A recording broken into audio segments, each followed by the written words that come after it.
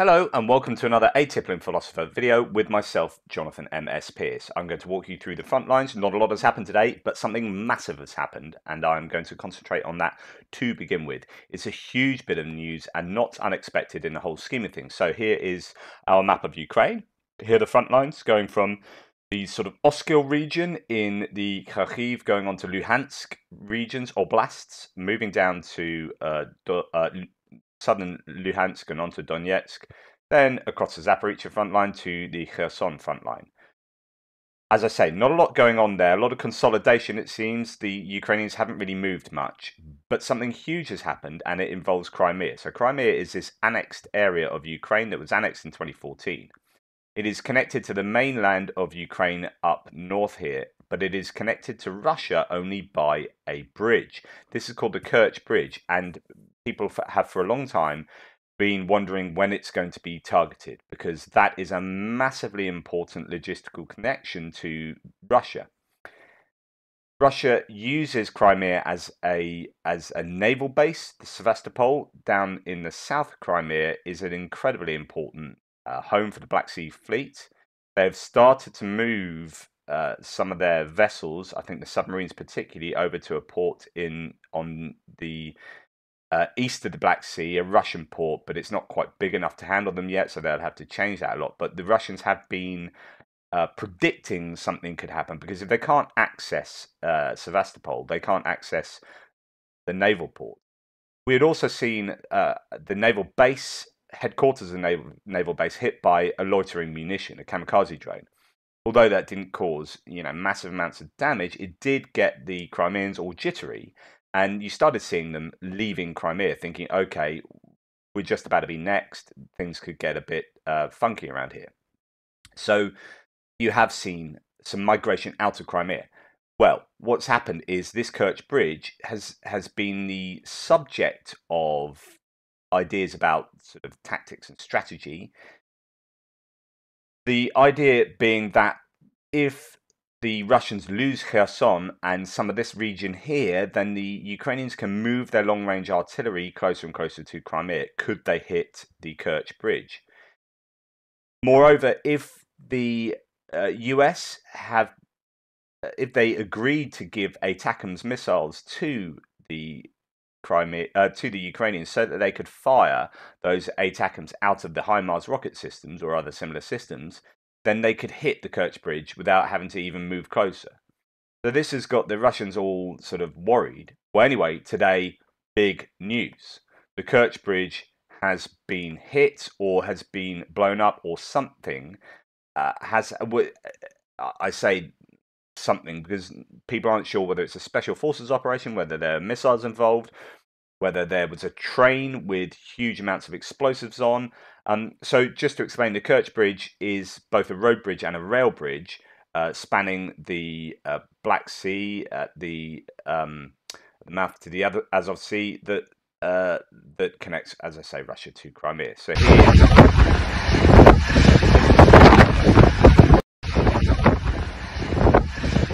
the road bridge has collapsed and the rail bridge is on serious amounts of fire. As Ukrainians say here, the guided missile cruiser Moskva and the Kerch Bridge, two notorious symbols of Russian power in Ukrainian Crimea, have gone down. What is next in line, Ruskies? So the Ukrainian government trolling the Russians there. There are some pretty startling images and video footage of what has happened. I'll just show you some of these, and that video I've already shown you. Here we have. Только что бахнуло 2 минуты назад. Просто посмотрите, горит Крымский мост. Только что бахнуло 2 минуты назад.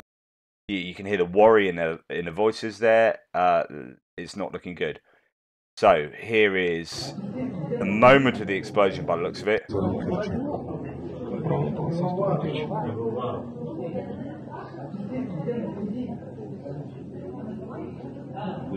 It's a massive explosion.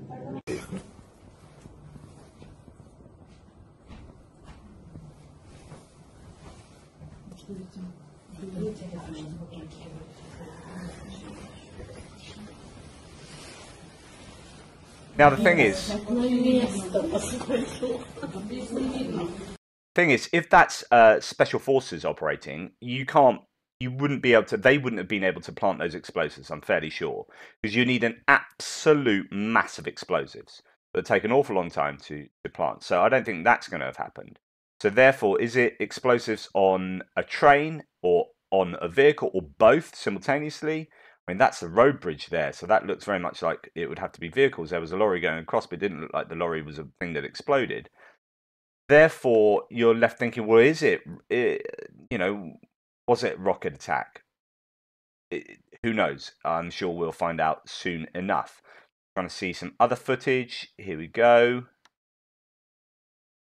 So that looks like on the rail bridge, the higher part of the rail bridge. So I don't know whether there were at least 2 points of destruction here.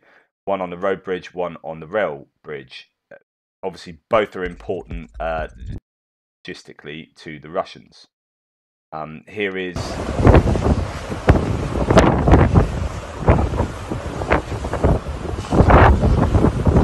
So there you see that that's super important. That is a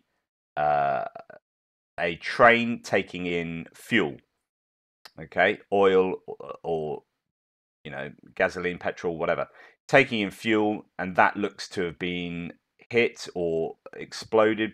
So possibly that was explosives on board that train. But then what can explain this massive destruction to the road bridge? It's just phenomenal. It's phenomenal, and there is more footage to be looked at. Well worth checking out Twitter and just putting in Crimea, Kirch Bridge, and seeing the stuff that's on there. So Mick Ryan, the retired Australian general, who's well worth following on Twitter. It is too early to ascertain the method of attack and the range of implications of this attack on the Kerch Bridge. It is certainly a punch in the face for Putin on his birthday. Oh, there you go. Very symbolic. A couple of thoughts, however, in this short, for me, thread. First, dropping a bridge span like this would have taken a lot of bang explosives and good demolition design. As a sapper, so this is something that Mick Ryan used to do himself, we plan these kind of things all the time. The hardest bridges to drop are reinforced concrete like this. The amount of explosive required would be more than a few Special Forces personnel could carry. So that's what I was saying earlier. A few trucks or missiles or bombs would do the trick if aimed at the right points of the bridge span. Second, the Ukrainians so far have been excellent at operational design and shaping operations in advance of their advances. This could be part of their design for taking back Crimea in the short term, or part of a deception operation to distract from the other areas. Again, this is what we'll all be thinking about, which is this shaping Crimea as a objective in itself, or is this a kind of feint to get them all worried about Crimea and then hitting somewhere else, where something they seem to have done quite a lot, or is it did they do that quite a lot and then double bluff? All these different options. Either way, it presents the Russians with a significant problem. It doesn't stop resupply to Crimea. There are boats and the route through Melitopol. So this is down, that's Melitopol there, down through mainland here. But it makes holding Melitopol even more important for the Russians. So the Russians have been worried about Melitopol being taken, as I've mentioned in previous videos. This would be the point in a class that the instructor would ask, so what do we think the next operational objective for the Ukrainians might be? Because of this, we may see Russian redeployments in the south, which will unveil other weaknesses and opportunities for Ukraine. Point being, if they think Melitopol is then going to be weak, are they going to draw troops away from, Zaporizhzhia front line in certain places, from Donetsk, Luhansk, from Kherson, if they could, and then leaving those places weak? And I guess it doesn't really matter what the objectives are to some extent. It's the chaos that will ensue in what the Russians do, and as they try and second guess the Ukrainians. A third and final point: this is a massive influence operation win for Ukraine. If they didn't do it, it is a demonstration to Russians and the rest of the world that Russia's military cannot protect any of the provinces it recently annexed, even if they didn't do it. And if we were impressed by the outflow of Russians after the recent naval aviation base attack, that's what I talked about earlier, the rush to leave Crimea will be probably even greater now. Lack of confidence in Putin and his military will grow. I'm sure we'll learn more details in the coming hours and days, but this smoking incident, this is referring to how Russians always say, you know, someone was smoking near some ammunition and it blew up, rather than the Ukrainians actually hitting it with munitions or whatever, is sure to be linked to other events in Ukraine's overall military strategy. A good month for Russia just keeps getting worse. Sorry, a bad month for Russia just keeps getting worse. Good. End. So that's what Mick Ryan has to say. The ramifications of this are going to be huge. We will see what the retaliation from Russia will be. Very interested to see what Russia will do in response. Is this escalatory? Will Russia feel that they have to retaliate with something bigger than this? And this is big. You know, not necessarily in just the amounts of explosives required in that particular instance. I mean big in terms of the symbolism of the Kirch Bridge being hit. Let's look at some of the front lines. So we'll go up to, this is the Kupians Cremina front line, down sort of east of the Oskil River, from Svatove to Cremina. So apparently in Svatove, the Russians are still getting people out. And they are apparently mining infrastructure. This is why I was arguing the other day that it might be that Ukrainian forces are being slightly slower in advancing, is because actually the Russians are mining stuff and they have to clear that for safe movement of troops and personnel. Kupiansk is still being hit by artillery, and there is stuff going on up here. There's not a lot of movement basically, but there is stuff happening. And apparently the Russians are digging in Cremina, so on and so forth. At Lysychansk, apparently Wagner mercenaries from down on the Donetsk front line, where we've seen them. Wagner mercenaries are very active around the Bakhmut area, around here, and north of there, and a little bit south of there. So these are the Wagner mercenaries, and they have been doing a very relatively good job for the Russians. I was going to say they're doing a really good job. They've moved about 200 meters in a month or whatever. But they are the only parts of the Russian forces that appear to be doing anything. But as I keep arguing, they're hitting their head against a brick wall. Well, apparently the Wagner have been reinforcing Lysychansk because the Russians are worried about Lysychansk being attacked, possibly. Not a lot of movement, but there are reflections of what I said yesterday in the war map here. So this is what I've said for 2 days now. Let's forget Dobrova. That was the Russians' claim to have occupied that in a counterattack. No evidence of that as of yet. But this line of Ukrainian advance appears to be pretty much reflected in the war map. So up here and north of Mikivka, these are contested. But really, it looks like they'll be pulling back. They can't hold these towns up here. They'll be pulling back to the P66 highway. Now, why you might want the Russians would want to keep west of the P66 highway is you want to be able to move your troops. So imagine you are just in the middle of this. Imagine this is your front line here, and you've just got terrain here. You've got farming fields, you've got forests, so on and so forth. If you want to move your troops up and down your front line, they have to navigate small roads or drive across fields or whatever, and that becomes really difficult and inefficient.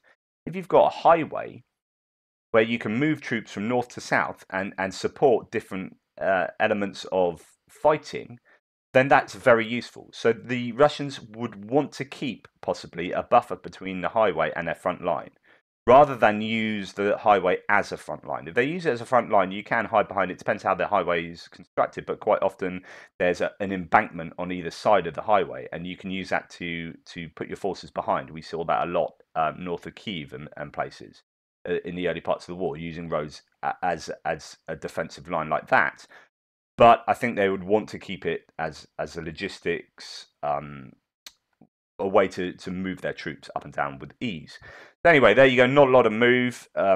So we'll keep our eyes peeled for stuff going on there. Now in Bakhmut, the Russians are still fighting hard over Zaitsev. I think that is still contested at the moment. I talked about how there were villages near there that are being occupied by the Russians in this kind of line towards Bakhmut, Odradivka, and Vesela Dolina. I don't know too much more about this, but Svatove is definitely still being contested, and there's trouble there. Okay, moving further. What do I want to say? Ah, yes, that's what I was going to say. So we move further down from Bakhmut down to Donetsk, the actual city of Donetsk. So not Horivka here, but Donetsk here. There is a place called Pisky on the very outskirts of Donetsk, which is has been under a lot of pressure, and the Russians have advanced there in the last couple of days. So here is Donetsk, here is Pisky, and as Tendar says, first time after several weeks that I've had to adjust the maps in favour of the Russians. In Pisky, Russians were able to move 1 block further west, around 0.2 square kilometres. They are putting pressure here. Donetsk is under a lot of pressure from Ukrainian artillery, and there's quite often over the last few months you'll get places hit within Donetsk. Not a particularly safe place to hang out if you are Russian. It is under fire from the Ukrainians, but the Russians are making a move in Pisky, as they have been trying to do for some time. So they want to move west of Donetsk to give a bit more of a cushion to the city. Okay, let's move to Kherson. Not a lot has happened in Kherson. So this will actually let's look at the war map and map. Again, this is pretty much how it is and how it stayed for the last really couple of days. There is fighting here, and I'll show you my little map from yesterday. That is still under quite a bit of heavy fighting, where the Russians have tried to attack 3 times, and the Ukrainians have done a counterattack, but it's basically stayed the same. But let's have a look up north. So this northern Kherson front line is pretty much there where I said it was, as far as I can work out, and the Russians are digging in, so they are creating defensive lines. I mean, literally, they will be digging trenches. Now, that's difficult when the rains come in, but I think it's probably easier to do down here than further up north. Some critics are saying that the Ukrainians have given the initiative back to the Russians, or at least not given the initiative back, but allowed the Russians to dig themselves in by stopping to regroup and resupply and not moving on at the lightning speed they were. The Russians have had a chance to build their defences. We shall see. We shall see what the reason was that the Ukrainians did this, whether they don't have the forces, the supplies, whether they're clearing out places to make them safe, whatever, I don't know, or whether they're being harried by artillery from the left bank of the Dnipro River, certainly around here. We shall see. But they have pretty much stalled. There are obviously things going on, and I think there's air activity from both sides in Kherson as well. And here going down, so just to let you know, this is, if my mouse works, this is this area here. So, as I say, nothing much going on here, nothing much near the David Bridge salient, but down here there is quite a bit going on, or at least there's no movement, but there are attacks both ways.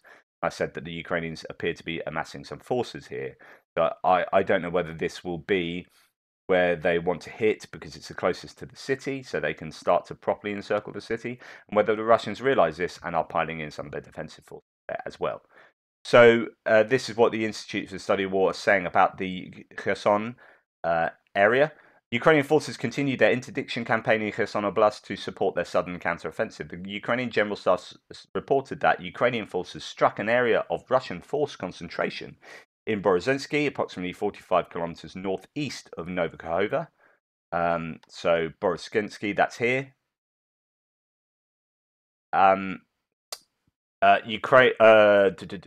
Killing 10 servicemen and wounding 20. Ukraine's Southern Operational Command reported that Ukrainian forces struck 3 Russian ammunition depots in northern Kherson and southeastern Nikolaev oblasts and shot down a Russian Ka-52 helicopter. Social media users reported that Ukrainian forces also struck Russian positions in Chornobaivka. That's the airport that's been hit like so many times that there's a meme that's been created of it just being filled up with armaments and then being blown up again, filled up with armaments, blown up again. I noted a gas pipe explosion in Kamenchank in southern Kherson Oblast. So lots of stuff going on still, and aircraft being taken down. There's been a heavy toll on Russian aircraft in the Kherson Oblast, it seems. and they've suffered somewhat there. But yeah, stuff going on, if not a lot of territory taken on either side. The Ukraine War Update Extra is already rendered and ready to go. It'll come out later today. This is just the mapping update section. So keep your eyes peeled and check out your feed. Thank you. Please like, subscribe, join, blah, blah, blah, blah, blah, blah, all that kind of stuff. See you later.